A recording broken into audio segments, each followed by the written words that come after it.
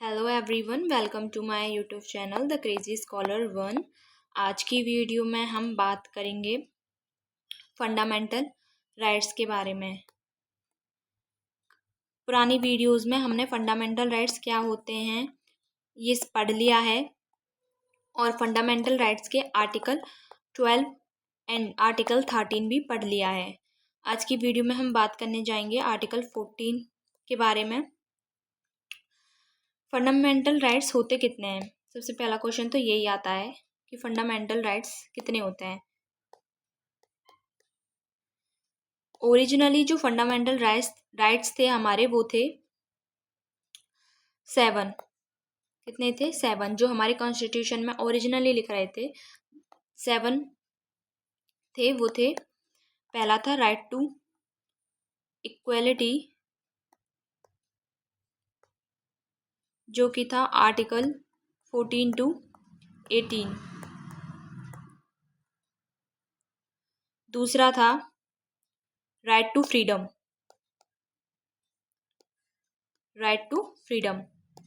From article 19 to 22। तीसरा आता है राइट अगेंस्ट एक्सप्लॉयटेशन, जो कि था article 23 and 24। 23 and 24 article. Fourth one is right to freedom of religion,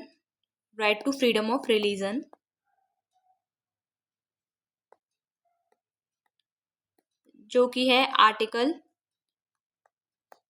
25 to 28। Fifth one is cultural and educational right, जो कि था 29 and 30 में। Sixth one is right to property,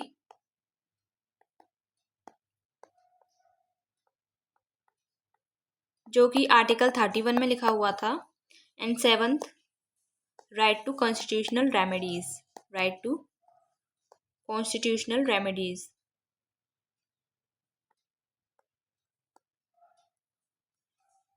जो कि आर्टिकल 32 में है। ये हमारे कुछ फंडामेंटल राइट्स थे जो ओरिजिनली हमारा जो कॉन्स्टिट्यूशन बना था, कॉन्स्टिट्यूशन मेकर्स ने हमें ये फंडामेंटल राइट्स दिए थे। उसमें आज राइट टू इक्वलिटी है, राइट टू फ्रीडम है, right to freedom of religion भी है, राइट अगेंस्ट एक्सप्लॉयटेशन भी है, कल्चरल एंड एजुकेशनल राइट भी है, राइट टू कॉन्स्टिट्यूशनल रेमेडीज भी है। बट ये जो राइट टू प्रॉपर्टी जो कि आर्टिकल 13 में लिखा था, इसको अब फंडामेंटल राइट का दर्जा नहीं दिया गया है, यानी कि अब ये हमारा फंडामेंटल राइट नहीं है। राइट टू प्रॉपर्टी को डिलीट कर दिया गया था from the list of the fundamental rights by the 44th amendment act, constitutional amendment act of 1978। अब ये एक केवल लीगल राइट है, ये फंडामेंटल राइट ना होकर क्या है, एक लीगल राइट है under the article 300A। Article 300A में ये एक लीगल राइट है in the part 12 of the Indian constitution. So presently हम कह सकते हैं हमारे पास केवल 6 फंडामेंटल राइट हैं। जो हमारा ओरिजिनल कॉन्स्टिट्यूशन 7 फंडामेंटल राइट देता था, वो अब केवल घटकर कितने रह गए हैं? 6 फंडामेंटल राइट्स रह गए हैं। आई होप दिस इज क्लियर। लेकिन हमारा जो फंडामेंटल राइट्स कुछ ऐसे हैं जो कि सिर्फ इंडियन सिटीजन्स को मिल सकते हैं, और कुछ ऐसे राइट्स हैं जो कि सिटीजन प्लस फॉरेनर्स दोनों को मिलते हैं, यानी कि इसको हम बोल सकते हैं पर्सन। अगर कोई भी राइट में पर्सन लिखा आता है तो इसका मतलब ये है कि वो फॉरेनर्स और सिटीजन्स दोनों की बात करता है। लेकिन अगर कहीं पर सिटीजन्स लिखा आता है तो इसका साफ साफ मतलब यही है कि वो केवल और केवल इंडियन सिटीजन्स के लिए ही हैं। जो फॉरेनर्स आते हैं वो भी 2 प्रकार से हम डिवाइड करते हैं। फॉरेनर्स को हम 2 टाइप में बांट देते हैं। एक होता है फ्रेंडली एलियन और दूसरा होता है एनिमी एलियन। एक फ्रेंडली और एक एनिमी। तो फ्रेंडली एलियन कौन होते हैं? सारे कंट्री हम फ्रेंडली एलियन में रखते हैं, लेकिन एनिमी एलियन में हमारी वो कंट्रीज आती हैं, उस कंट्री का सिटीजन आता है जिससे इंडिया का वॉर चल रहा होता है। वॉर चल रहा होता है। नाउ वर्ड इम्पोर्टेंट है, नाउ वर्ड का याद रखना कि अभी इंडिया और पाकिस्तान का कोई वॉर नहीं चल रहा है, तो इंडिया पाकिस्तान के रिलेशंस एनिमी रिलेशंस नहीं है अभी फिलहाल में। पाकिस्तान की जो सिटीजन्स आएंगे इंडिया में वो फ्रेंडली एलियन होंगे। क्या होंगे? फ्रेंडली एलियन होंगे, ना कि एनिमी एलियन। लेकिन 1971 में जब इंडिया पाक का वॉर चल रहा था, तब वो जो भी सिटीजन्स आए होंगे, पाकिस्तानी सिटीजन्स आए होंगे, वो क्या होंगे? एनिमी एलियंस होंगे। उनको कोई भी फंडामेंटल राइट नहीं दिया जाएगा। क्या नहीं दिया जाएगा? उनको कोई भी फंडामेंटल राइट नहीं दिया जाएगा। सो दो तरह के फंडामेंटल राइट्स को मतलब डिवाइड कर सकते हैं फंडामेंटल राइट को। एक सिटीजन्स के लिए होता है, दूसरा सिटीजन्स और फॉरेनर दोनों के लिए होता है। फॉरेनर्स के लिए भी सिर्फ फ्रेंडली एलियन को ही हम फंडामेंटल राइट्स देते हैं। एनिमी एलियंस के लिए कोई भी फंडामेंटल राइट नहीं है। एनिमी एलियंस कौन से हैं? उस कंट्री के citizen who is at war with India now. Article 15, 16, 18 sub clause 2, 19, 29 and 30. These are the fundamental rights available only to the citizens. याद रखना, वेरी वेरी इंपॉर्टेंट,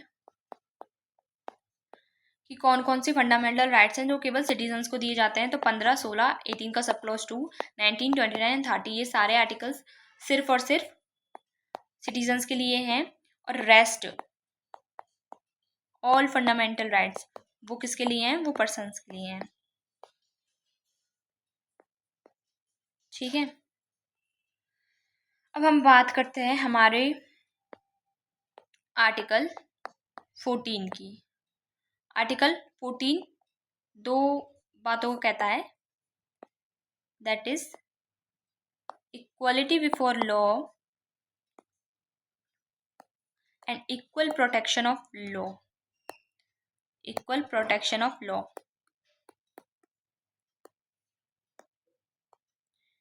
ये दो कॉन्सेप्ट देता है हमारा आर्टिकल 14। आर्टिकल 14 क्या कहता है? The state shall not deny to any person. क्या कहता है? The state shall not deny any person. State, देखो स्टेट वर्ड आ गया इसमें, नॉट आ गया, एनी पर्सन यानी कि सिटीजन्स के लिए नहीं है, ये पर्सन्स के लिए है। इक्वलिटी बिफोर लॉ और the equal protection of the law, equal protection of the law within the territory of India, within the territory of India। ठीक है, equality before law and equal protection of law. State इस बात से deny नहीं कर सकता to any person, किसी भी पर्सन को, कि वो इक्वलिटी ना दे और इक्वल प्रोटेक्शन ना दे लॉ की within the territory of India. अब equality before law, equality before law क्या होता है? इक्वलिटी बिफोर लॉ ये एक इंग्लिश कॉन्सेप्ट है जो कि इंग्लैंड स्कूल ऑफ थॉट से आया है। कैसा कॉन्सेप्ट है? इंग्लिश कॉन्सेप्ट है। इसका मतलब ये है कि आप सबको इक्वली ट्रीट करोगे। सबको क्या करोगे? इक्वली ट्रीट करोगे। सभी लोग लॉ के लिए समान हैं। एवरी पर्सन क्या है? इक्वल है in the eyes of law. No person can be discrimination, no one can be discriminated, किसी के साथ डिस्क्रिमिनेशन नहीं हो सकता कि वो उसके पास ज़्यादा पैसा है तो उसको अलग तरह से लॉ दिया जाए, जिसके पास कम है उसको अलग लॉ के अंडर ट्रीट किया जाए। नहीं, जिसके पास जितना पैसा है ये कोई मतलब नहीं रखता। अगर हम इक्वलिटी बिफोर लॉ की बात करें तो सब समान हैं, डिस्क्रिमिनेशन नहीं हो सकता। ये क्या हो गया, एक नेगेटिव कंसेप्ट है।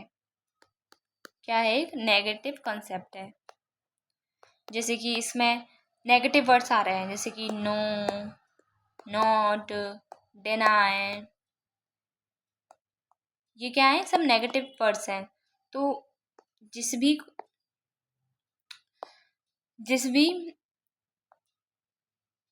एक्ट में, जिस भी लॉ में, जिस भी फंडामेंटल राइट में नो, नॉट, डिनाई जैसे नेगेटिव वर्ड्स आते हैं, उनको क्या बोलते हैं, उनको बोलते हैं नेगेटिव कॉन्सेप्ट। क्या बोलते हैं, नेगेटिव कॉन्सेप्ट।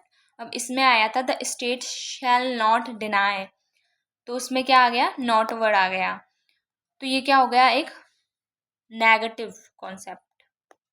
नो डिस्क्रिमिनेशन आ गया, that is negative concept.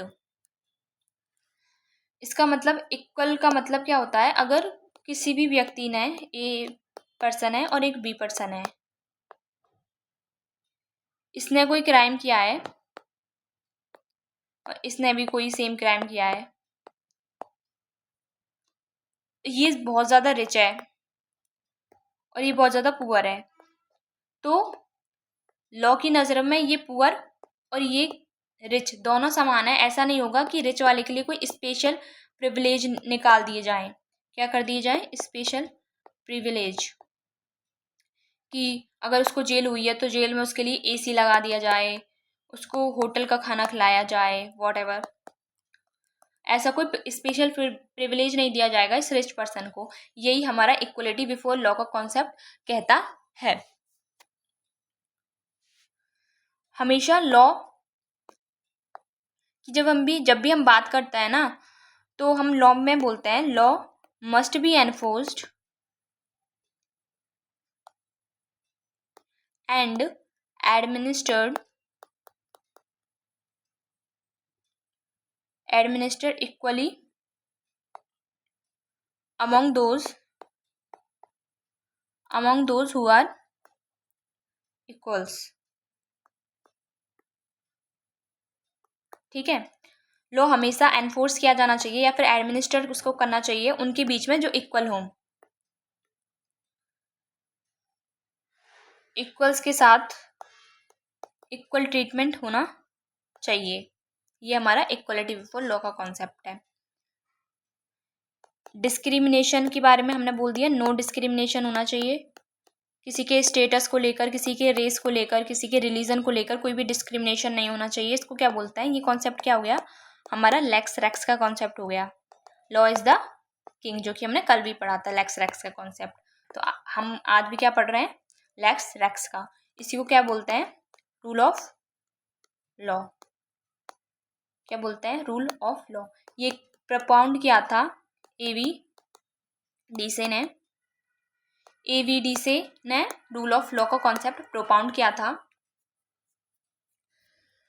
AVD से हैं, जेनिफर्स हैं, ये सब किसके सपोर्टर हैं, ये सब सपोर्टर हैं इक्वालिटी बिफोर लॉ के। वहीं दूसरा कॉन्सेप्ट आता है हमारा, दैट इज अमेरिकन कॉन्सेप्ट। कौन सा आता है, अमेरिकन कॉन्सेप्ट, जिसको हम इक्वल प्रोटेक्शन ऑफ लॉ के नाम से जानते हैं। Equal protection of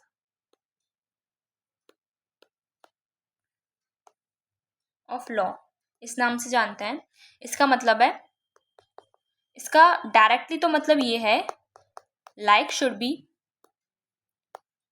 treated alike but unlike should not be treated alike। Should not be treated alike. इसका सिंपल सा मतलब यही कहता है ये लॉ कि जो एक समान है उनको एक समान ट्रीटमेंट दिया जाए, लेकिन जो एक समान नहीं है, जो असमान है, उनको एक समान ट्रीटमेंट नहीं दिया जाए।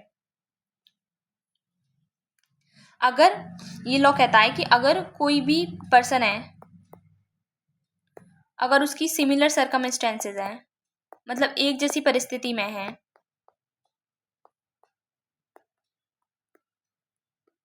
तो उन सबको सेम राइट्स दिए जाने चाहिए और सेम लायबिलिटीज दी जानी चाहिए। जिम्मेदारियां और अधिकार दोनों सेम होने चाहिए अगर वो सेम सर्कमस्टेंसेस में, सेम परिस्थिति में है। फॉर एग्जांपल, ए के पास भी उतना ही पैसा है, बी के पास भी उतना ही पैसा है, ए भी सेम कलर का है, बी भी सेम कलर का है, सी के पास भी सेम कार है और डी के पास भी सेम कार है, तो ये क्या हो गए, सेम हो गए। ए और बी क्या हो गए, सेम हो गए। तो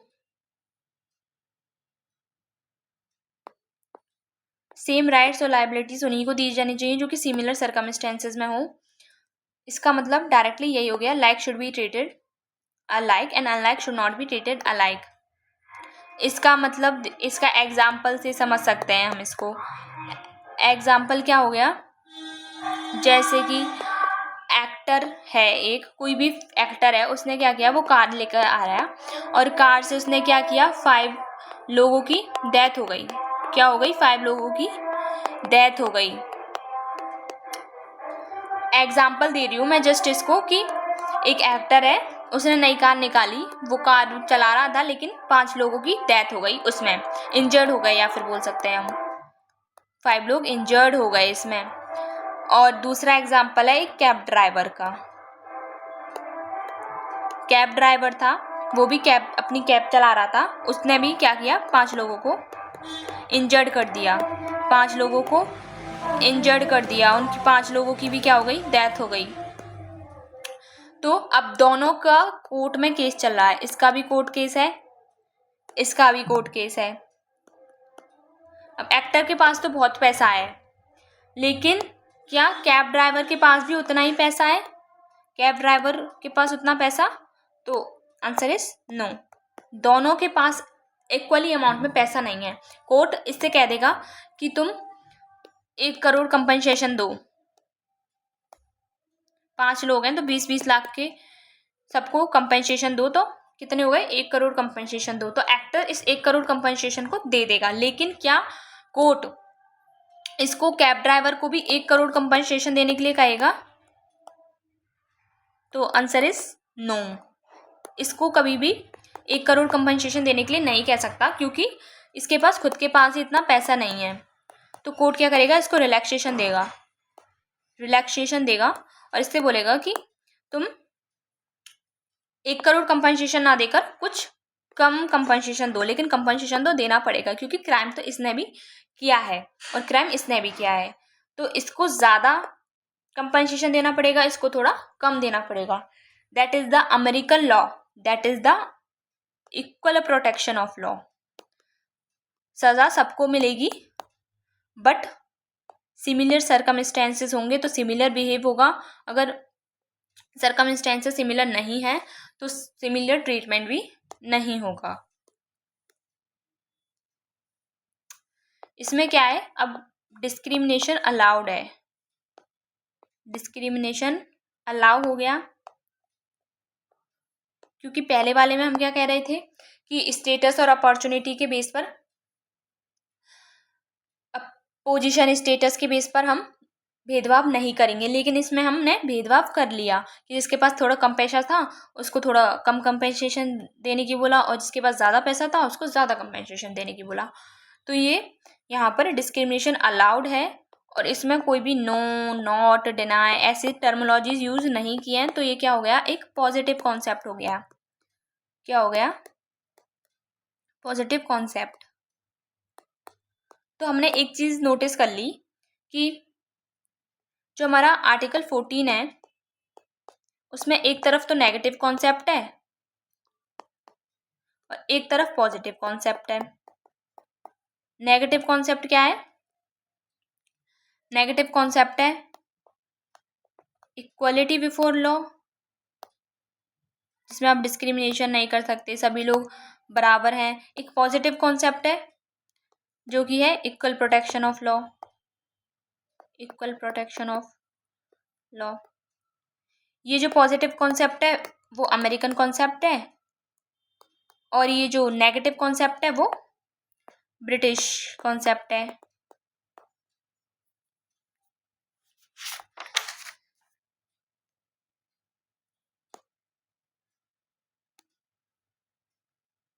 लेकिन देयर आर सम एक्सेप्शंस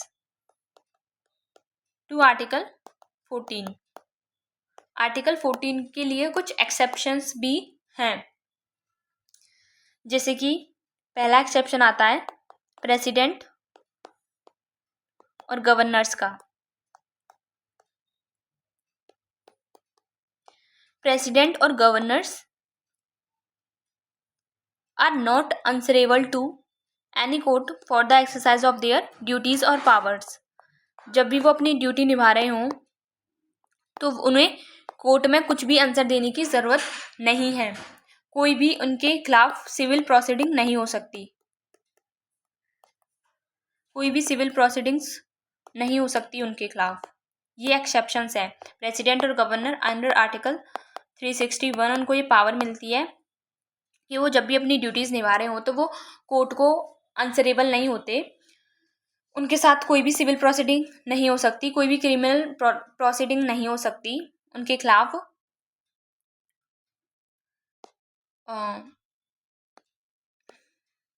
दूसरा है डिप्लोमेटिक इम्यूनिटी। जो भी डिप्लोमेट्स होते हैं, जो भी क्या होता है डिप्लोमेट्स या फिर राजदूत एम्बेसडर, उनके खिलाफ भी क्या नहीं हो सकती, सिविल या क्रिमिनल प्रोसीडिंग नहीं हो सकती, सिविल या फिर क्रिमिनल प्रोसीडिंग्स नहीं हो सकती। तो 2 पॉइंट क्लियर है। पहला तो गवर्नर और प्रेसिडेंट के खिलाफ नहीं हो सकती, दूसरा डिप्लोमेटिक इम्यूनिटीज़ के खिलाफ भी नहीं हो सकती, यानी कि जो डिप्लोमेट्स हैं या एम्बेसडर्स हैं उनके खिलाफ भी नहीं हो सकती। तीसरा है कि जो मिलिट्री कोर्ट्स हैं वो अलग होते हैं, आर्म्ड फोर्सेस जो होती हैं हमारी उनके लिए मिलिट्री कोर्ट्स अलग होते हैं। तीसरा एक्सेप्शन ये है कि इक्वलिटी नहीं दे रहे हैं ना, हम यहाँ पर इक्वलिटी ना देने की बात कर रहे हैं, तो आर्म्ड फोर्सेस के लिए अलग है मिलिट्री कोर्ट्स, तो इक्वलिटी नहीं हुई। डिप्लोमेट्स या फिर एम्बेसडर है उनके खिलाफ कोई सिविल या फिर क्रिमिनल प्रोसीडिंग नहीं हो सकती, तो ये भी क्या हो गई, एक तरह से डिस्क्रिमिनेशन हो गया। प्रेसिडेंट और गवर्नर को भी आप सिविल प्रोसीडिंग या क्रिमिनल प्रोसीडिंग नहीं कर सकते।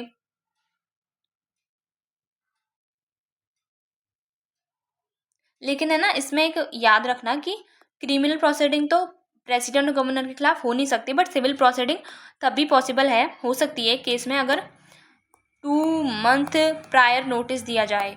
मतलब आपको गवर्नर या फिर प्रेसिडेंट के खिलाफ अगर सिविल प्रोसीडिंग करनी है तो आपको 2 महीने पहले उनको क्या देना पड़ेगा, एक प्रायर नोटिस देना पड़ेगा प्रेसिडेंट और गवर्नर को। लेकिन डिप्लोमेट्स में तो आप सिविल प्रोसीडिंग हो चाहे क्रिमिनल प्रोसीडिंग हो आप कर ही नहीं सकते। मिलिट्री कोर्ट्स अलग होते हैं अपने,